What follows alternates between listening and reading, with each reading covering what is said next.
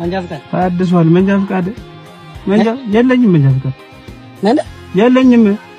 እንዴት ነው ጥጋቢ ደግሞ እንዴት ነው የምታወራው? እባክህ እንዴት ነው መንጃ ፍቃድ ሳይኖር ማለት እኔን አታውቅኝም? ማን አንተ?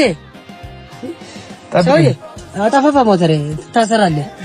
መንጃ ፍቃድ ሳይኖር መታሰር ማን እንደሆንኩ አታውቅም ወይ?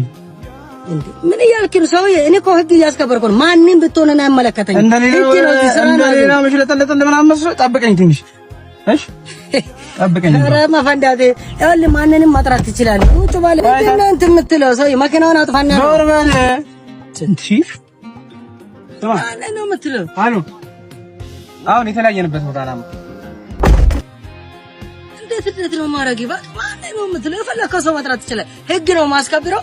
መንጃ ፍቃድ ሳይኖር እያናደ መኪናውን ትታሰራለህ። አንተም ነው የምትታሰረው። እስቲ ደግሞ ጠርተህ የምታመጣው ምን አይነት ነው?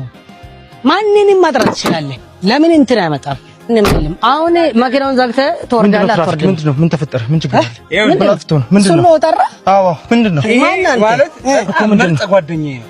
አዎ ያጠፋው ነገር ጓደኛዬ ነው። እና ታዲያ ምን ይጠባስ ነው የምትለው? በቃ ጓደኛ ነህ። እሺ ምን ይምጣ? እሱም መንጃ ፍቃድ የለውም። ብቻዬን ለምን ታሰራለህ? እሱን መሰራው